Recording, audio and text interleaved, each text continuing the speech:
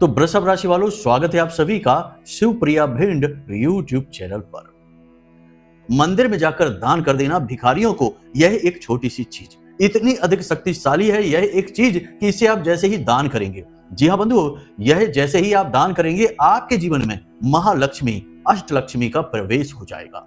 यह जो अष्टलक्ष्मी हम कहते हैं, इसका मतलब होता है कि लक्ष्मी के सभी आठों रूप आपके जीवन में प्रवेश करेंगे और लक्ष्मी नारायण श्री हरि विष्णु के साथ आपके जीवन में आएंगी, जिन्हें हम स्थायी लक्ष्मी भी कहते हैं। स्थायी लक्ष्मी का मतलब यह होता है कि रुपए पैसे आपके जीवन में आएंगे, आपके हाथों से खर्च भी होंगे, लेकिन एक ऐसा संतुलन बनेगा कि आपकी तिजोरियां भरती चली जाएंगी, आपके बैंक बैलेंस भरते चले जाएंगे और जो आपके कर्जे हैं, जो आपके काम धंधे व्यापार चल नहीं रहे हैं, वे सब तेज गति से दौड़ेंगे, कर्जे समाप्त हो जाएंगे, दुख दूर हो जाएंगे, पैसे रुपए की तंगी जीवन भर रहेगी ही नहीं। और यदि आप यह उपाय, यह विद्या आने वाली पीढ़ी को भी समझा देते हैं तो 7 पीढ़ियां बैठी बैठी खाएंगी, इतना धन इतनी संपत्ति आपके जीवन में आ जाएगी। जी हाँ बंधुओं, और यह जो हम आपको बताने जा रहे हैं, यह कोई साधारण उपाय या क्रिया नहीं है, यह एक ऐसी क्रिया है जिसे हमने स्वयं भी अपने जीवन में आजमाया है और जब जब आजमाया है तब तब इसके परिणाम हमें मिले हैं देखने के लिए। जी हाँ बंधुओं, आज इस उपाय को किया, कल से ही परिणाम जीवन में दिखाई देने शुरू हो गए हैं।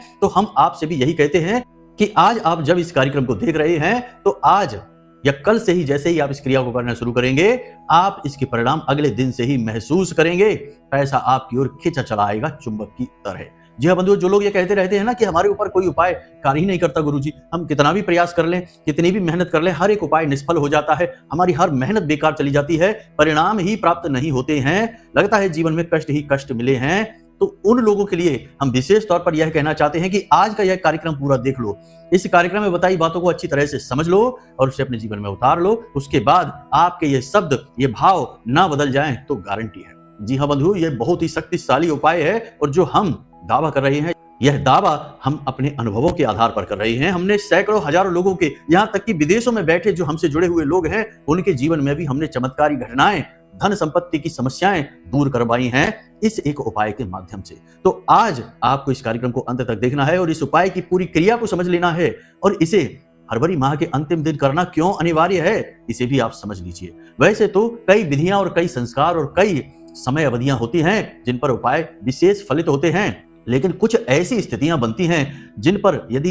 किसी विशेष उपाय को कर दिया जाए तो चमत्कार ही घटित हो जाता है। तो ऐसी ही कोई स्थिति, कुछ विशेष स्थिति बन रही है फरवरी के अंतिम दिन यानी 28 फरवरी को।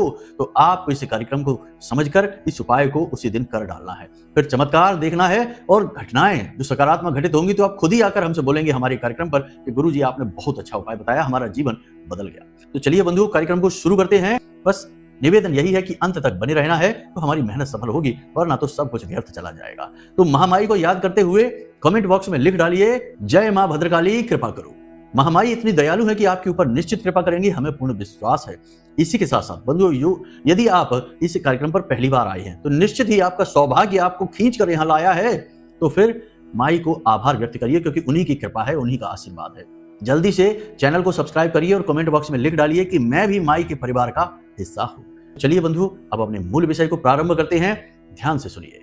कब आप जीवन में तरक्की करेंगे, कब आपके जीवन में बाधाएं आएंगी, कब रोग आएंगे, कब दुर्घटना होगी, कब आपकी संतान होगी, कब आपका विवाह होगा, ये सारी बातें जानने का क्या तरीका है? अक्सर लोगों के मन में यह उत्सुकता रहती है।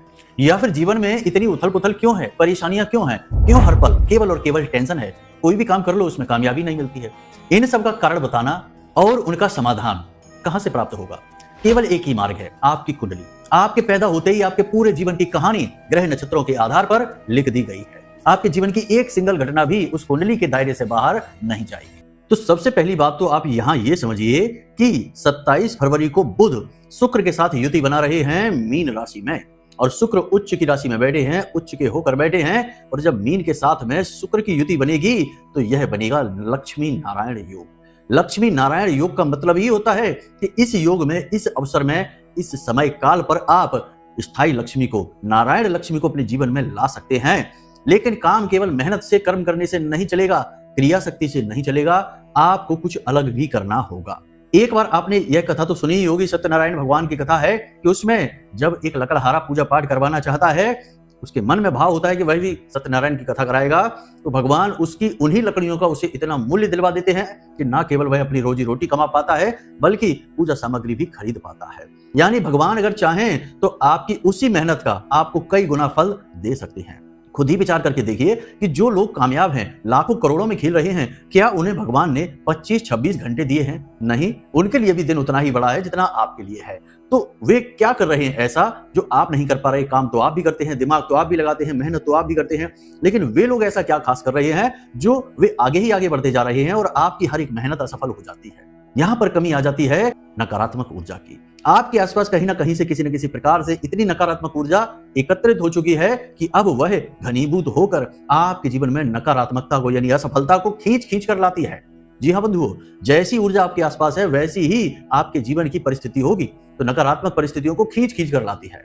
लेकिन जो लोग कामयाब हो रहे हैं, आगे बढ़ रहे हैं, कहीं ना कहीं किसी न किसी प्रकार से वे किसी न किसी दिव्य शक्ति से जुड़े हुए हैं, किसी धर्म गुरु से जुड़े हुए हैं, किसी ऐसी जगह, ऐसे धाम से जुड़े हुए हैं जहां से उनकी नकारात्मक ऊर्जा समाप्त की जा रही है और उनके जीवन में ईश्वरीय कृपा यानी भगवान की कृपा सीधी भेजी जा रही है, जिससे उनके उसी कार्य का उन्हें कई गुना फल मिल जाता है। वे कामयाब हो जाते हैं और आप नाकाम हो जाते हैं। बंधुओं, अपने दिमाग में बिल्कुल भी भ्रम मत रखना। बहुत सारे लोग हमने ऐसे कहते सुने हैं कि ये सब बातें फालतू हैं, पूजा पाठ और ये धर्म कर्म सब ठीक है, लेकिन इतना ज्यादा भी नहीं करना चाहिए। काम करिए, काम करने से कामयाबी मिलती है, कर्म करने से सफलता मिलती है। बात उनकी सही है, काम करना है, कर्म करना है, लेकिन काम, कर्म, क्रिया, जीवन, इन सब के चक्कर में वहां जो कनेक्शन बना है हमारा ऊपर वाले से, भगवान से जो हमारा कनेक्शन बना हुआ है, उस कनेक्शन को तोड़ नहीं लेना है। बहुत से लोग यही समझने लगते हैं कि वे खुद ही भगवान हैं, यानी कि जो मन में आएगा वो करेंगे, ना तो समय की पाबंदी मानेंगे, ना ही भगवान को झुककर प्रणाम करेंगे, ना ही मंदिर जाएंगे। बस यही गाना गाएंगे कि हम तो कर्म करते हैं, हमें क्या जरूरत है भगवान की।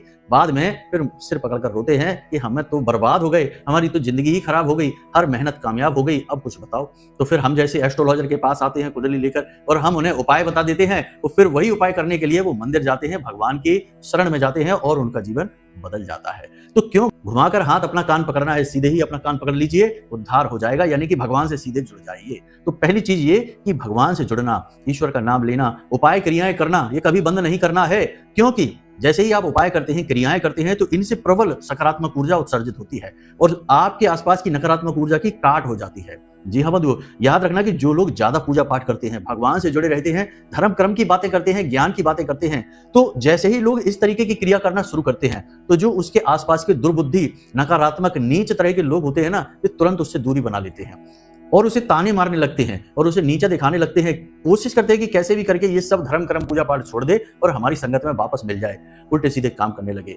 तो उससे उल्टी सीधी बातें करेंगे, कहेंगे कि तुम तो धर्मात्मा हो गए हो, तुम तो पूजा करते हो, तुम तो भक्त हो गए, तुम तो पंडित हो गए। ऐसी बातें करके उसे नीचा दिखाने की कोशिश करेंगे, क्योंकि उन्हें डर लगने लगता है कि यदि यह भगवान की शरण में चला गया तो कामयाब हो जाएगा, आगे बढ़ जाएगा, फिर हमें कौन पूछेगा। इसलिए उसका मनोबल गिराने की कोशिश करते हैं।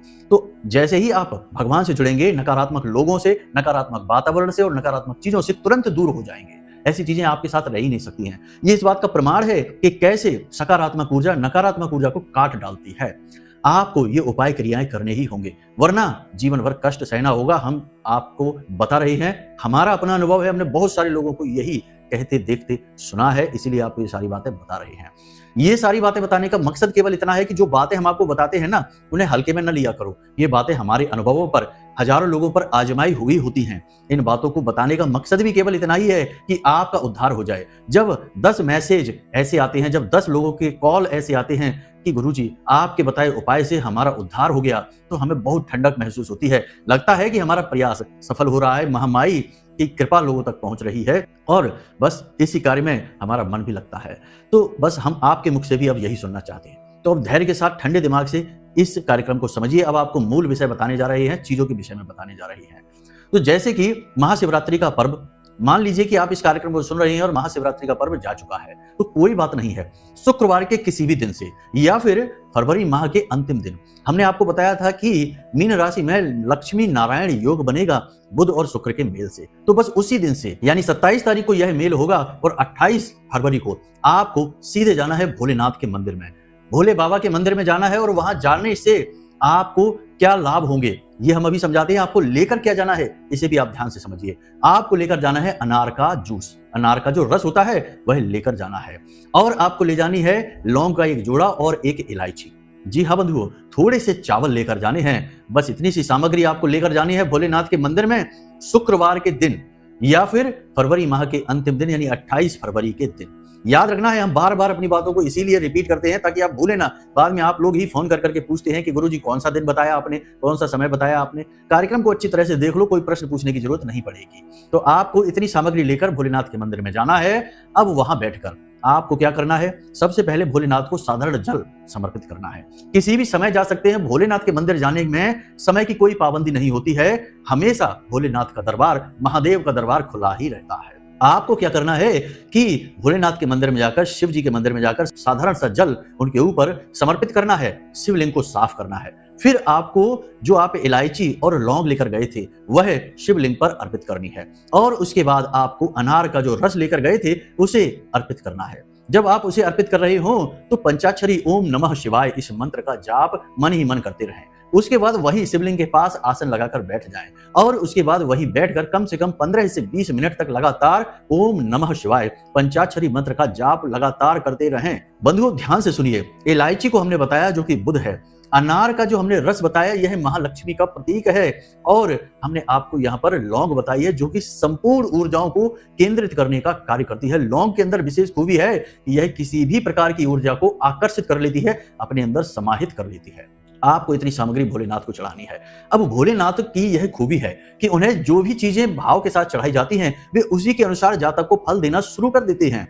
हमने बहुत सारे उपायों में ऐसी, जैसे कि किसी का कर्जा है तो कर्जा से जुड़ा हुआ कोई उपाय बताया, भोलेनाथ से जुड़ा हुआ, तो भोलेनाथ स्वयं ऐसी परिस्थितियां निर्मित कर देते हैं जातक के जीवन में कि करोड़ों का कर्जा भी हमने चुकते हुए देखा है अपनी आंखों से कुछ ही महीनों में। एक जातक है जिनके ऊपर 2 करोड़ से ज्यादा का कर्जा था। हमने उन्हें ऋण मुक्तेश्वर महादेव का एक विशेष उपाय बताया, गुप्त उपाय था, उन्हें बताया, उन्होंने करना शुरू किया।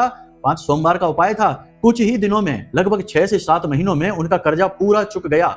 जो व्यापार मिट्टी में मिल चुका था, जिस व्यापार की वजह से ही उनके ऊपर कर्जा हुआ था, उसी व्यापार में कुछ ऐसी परिस्थितियां बनी कि जोरदार तरीके से व्यापार चला, खूब पैसा आया, कर्जा तो चुक ही गया, जिंदगी भी बड़ी ही सुगम सुंदर हो गई, पूरा परिवार मगन हो गया। आज तो वो भोलेनाथ के परम भक्त बन चुके हैं, माई के परम भक्त बन चुके हैं और हमसे आज भी संपर्क में हैं।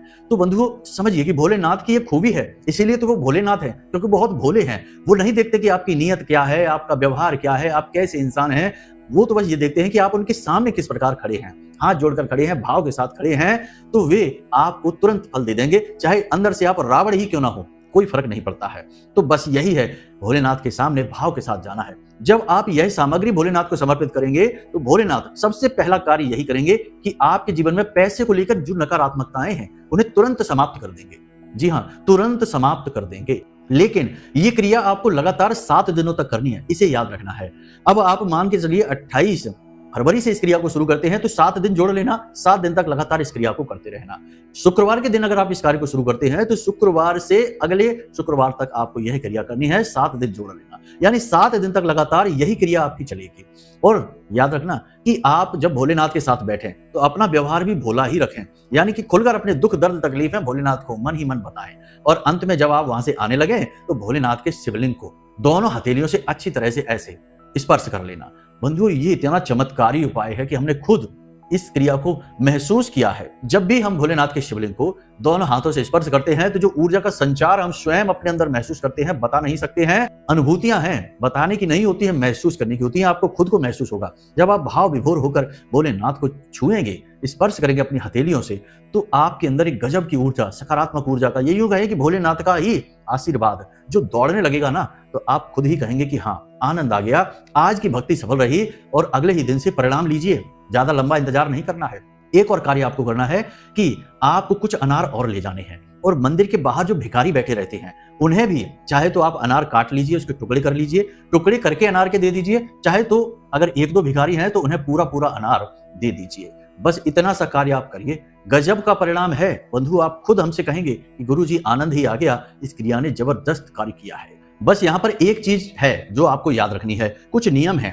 पहला नियम कि आपको सीधा सच्चा बनना पड़ेगा। 7 दिन तक लगातार जब आप इस क्रिया को कर रहे होंगे छल कपट नहीं करना है किसी के साथ। अगर आप छल कपट करने वाले इंसान हैं, यानी आप ऐसे काम करते हैं जिससे लोगों को पीड़ाएं, कष्ट पहुंचते हैं, तो आप इन कार्यों को छोड़ दीजिए। कुछ भी नहीं होता है, सब मन का धन है। लोगों को लगता है कि हम यहां से पैसे कमा लेंगे, इसका हिस्सा दबा लेंगे, इसको पागल बनाकर, बेवकूफ बनाकर धन ले लेंगे और हम अमीर बन जाएंगे। ऐसा पैसा किसी काम का नहीं है। आप किसी से 2000 रुपए लेकर आएंगे, 20,000 बनकर या 2 लाख बनकर आपके जेब से निकल जाएगा, और जब वह निकलेगा तो इतनी तकलीफ देगा, पता नहीं कौन सी बीमारी के रूप में निकलेगा, किस दुर्घटना के रूप में निकलेगा, किस भयानक त्रासदी के रूप में निकलेगा। भगवान ही बचाए ऐसे पैसे से। तो यदि आप ऐसे काम करते हैं तो आप कृपा करके ऐसे काम तो पहले बंद कर दीजिए, वरना तो ऐसे कार्यक्रम ही देखना बंद कर दीजिए। धर्म कर्म से आपका कोई नाता नहीं है, ये राक्षसी प्रवृत्तियां हैं। सीधे साधे बनिए, ईश्वर से जुड़िए, धर्म कर्म के काम करिए और झूठ छल कपट से दूर रहिए। अगर आप शुद्ध रहकर चलेंगे, भगवान से जुड़ेंगे और मेहनत ईमानदारी से करेंगे, काम ईमानदारी से करेंगे और नकारात्मक ऊर्जाओं को हटाने वाले उपाय और क्रियाएं भी जीवन में शामिल करते रहेंगे, जो कि हर धार्मिक इंसान करता ही है, तो आपकी ही मेहनत का भगवान आपको हजारों गुना फल देना शुरू कर देंगे। ऐसा नहीं है कि गलत काम करने से ही आप जीवन से दुखों को दूर कर पाएंगे, धन कमा पाएंगे, ऐश्वर्य कमा पाएंगे। मेहनत से, ईश्वर कृपा से भी ये सब हासिल हो सकता है। तो ये सारी चीजें बंद कर दीजिए। दूसरा कि जुआ, शराब, वेश्यावृत्ति, पर स्त्री गमन और मांसाहार, कम से कम ये 7 दिनों के लिए तो आपको रोक ही देना है। हम तो आजीवन के लिए कहेंगे कि ऐसे काम आजीवन ही मत करिए, अच्छे अच्छे कार्य करिए। लेकिन यदि आप नहीं मानते हैं कि भाई आपकी आदत है, तो आप कम से कम 7 दिनों के लिए तो इन कार्यों को रोक ही देना, जब तक आप इस क्रिया को कर रहे हो। क्योंकि भोलेनाथ भोले बहुत हैं, लेकिन एक बार भड़क गए तो क्रोधी भी बहुत हैं, बहुत भयंकर गुस्सा आता है। तो कहीं ऐसा ना हो कि आप गए थे भगवान से कुछ मांगने के लिए और उल्टा देकर चले आए। जी हाँ बंधुओं, क्योंकि भोलेनाथ बहुत भयंकर हैं। क्रोध में उन्हें फिर कुछ नहीं दिखाई देता है। कामदेव को तो केवल देखते ही भस्म कर दिया था, और आप तो जानते ही हैं प्रजापति दक्ष के साथ क्या किया था भोलेनाथ ने। तो आप समझिए कि ये चीजें कैसे कार्य करती हैं। यदि आप सही तरीके से चलेंगे तो बहुत ही अच्छे परिणाम मिलेंगे आपको, आप खुद हमसे कहेंगे। तो चलिए बंधु, आज के इस कार्यक्रम को यही समाप्त करते हैं। अब यदि कोई प्रश्न मन में उठे तो आप हमें जो हमने नंबर वीडियो में दे रखा है उस नंबर पर फोन करके पूछ सकते हैं। यदि कुंडली का विश्लेषण कराना चाहते हैं तो वीडियो में दिए गए नंबर पर ही फोन करना है, और किसी नंबर पर फोन न करना, और अपनी जानकारी दे देना, और छोटी सी दक्षिणा के साथ आपका श्रेष्ठतम कुंडली विश्लेषण हम स्वयं करके आपको देंगे। आपके जीवन की रुकावटें, संकट, परेशानियां क्यों आ रही हैं और कैसे दूर होंगी, ये सारी जानकारी आपकी कुंडली में लिखी है, जो हम आपको निकाल कर देंगे, उपाय भी देंगे कुंडली के अनुसार। तो चलिए बंधु, आज के इस कार्यक्रम को यही समाप्त करते हैं। हमेशा हंसते रहिए, मुस्कुराते रहिए, सकारात्मक रहिए, और उस ईश्वर पर, महामाई पर अपनी आस्था और विश्वास बनाकर रखिए, क्योंकि आपका उद्धार तो वहीं से होना है। तो चलिए प्रेम से बोलिए, जय माई की, जय मां भद्रकाली। महामाई आपका कल्याण करेंगी। धन्यवाद।